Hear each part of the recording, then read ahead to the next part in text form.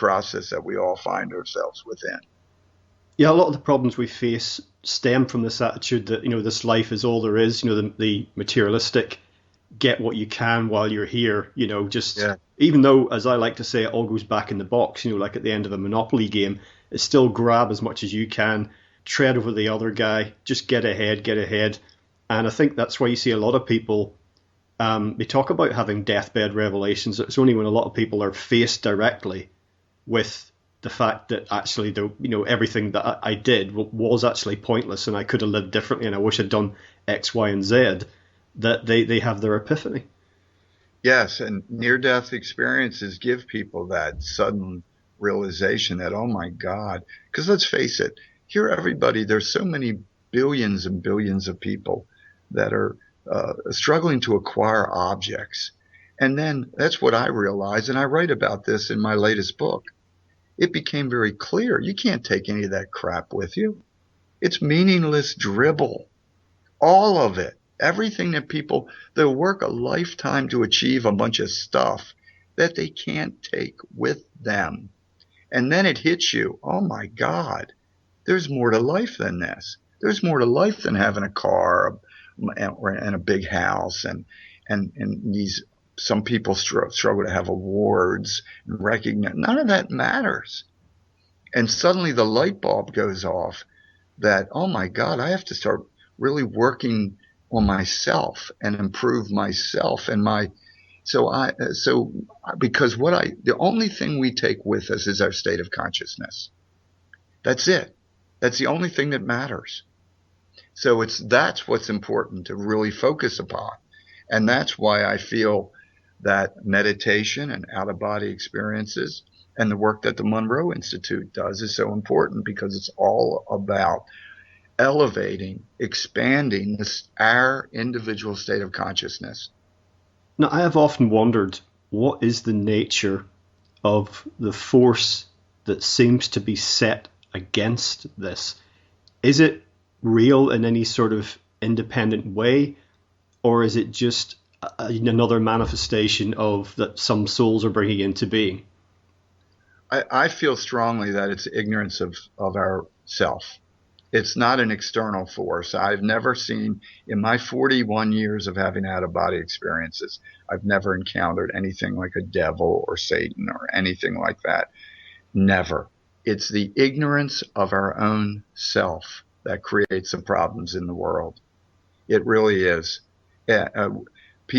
Wars are created by just the egomaniacs, let's face it, that are totally disconnected from their true essence of what they are.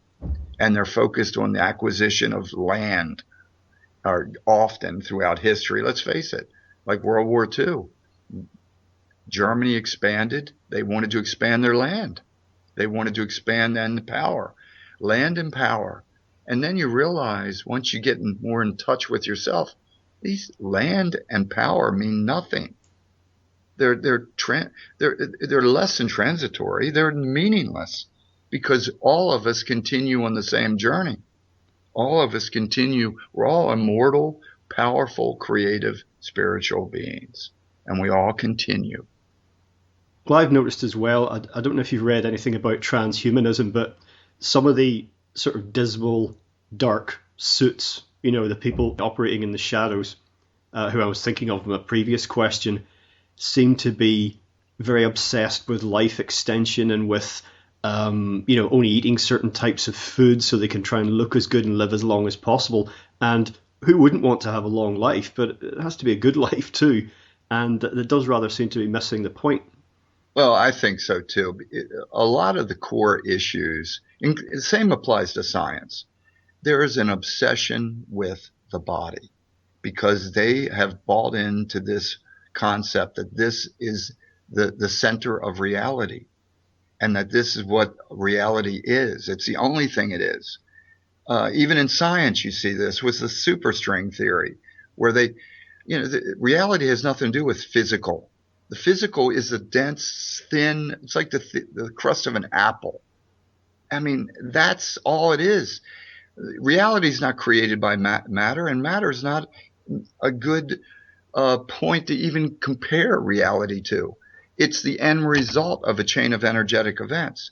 My point is that most of the problems in the world are created by the focus, this singular focus that matter is the source and heart of all reality and of my true self. And nothing could be further from the truth. I even mentioned in science, because the superstring theory, what do they have to do? Create little vibrating strings, which are what? Form-based energy that creates reality. That's how obsessed they are with form and matter. The opposite is true. All matter is the end result of a chain of energy events, from pure spirit to thought to emotion, down into what is the epidermis layer of the universe is matter. So unfortunately, many, many millions and billions of people look at the world 180 degrees from how I perceive it.